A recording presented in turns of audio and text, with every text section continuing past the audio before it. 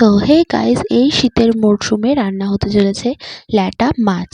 তার জন্য এখানে রয়েছে হলুদ গুঁড়ো, লঙ্কার গুঁড়ো, নুন, চিনি, ধনে গুঁড়ো, জিরে গুঁড়ো, রসুন বাটা, আদা বাটা, টমেটো বাটা ও ধনে পাতা। তো প্রথমেই ল্যাটা মাছটাকে ধুয়ে নিয়ে তার মধ্যে সমস্ত মশলাপাতি একসাথে দিয়ে দিতে হবে ও দিয়ে ভালো করে মাছটাকে ম্যারিনেট করে নিতে হবে, যাতে মশলাগুলো ভালোভাবে মাছের সঙ্গে মিশে যায়। এইভাবেই তো রান্নাটা শুরু হচ্ছে। তো তোমরা দেখতে থাকো আর সঙ্গে থাকো। ভালো লাগলে অবশ্যই লাইক, শেয়ার অ্যান্ড সাবস্ক্রাইব করে দিও। অনেকদিন পর তোমাদের কাছে ভিডিও এসছে, একটু সমস্যার জন্য এতদিন ভিডিও আসতে পারেনি।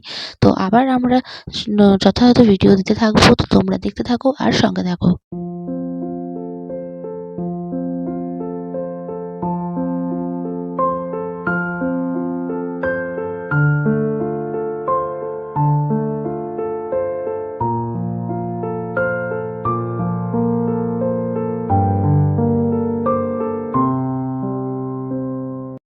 মাছটা ভালো করে ম্যারিনেট করা হয়ে গেলে এরপর একটা কড়াইতে সর্ষের তেল নিয়ে তার মধ্যে এই ম্যারিনেট করে রাখা মাছটাকে দিয়ে দিতে হবে।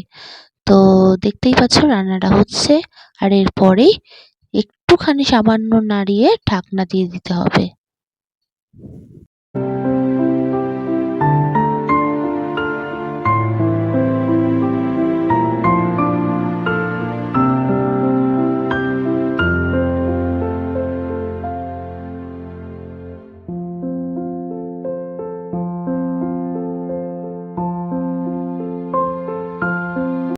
তো মাঝখানে একটু ভিডিওটা স্কিপ করে গেছিলাম, তার মধ্যে জল দিতে হয়েছে মাঝখানে একবার।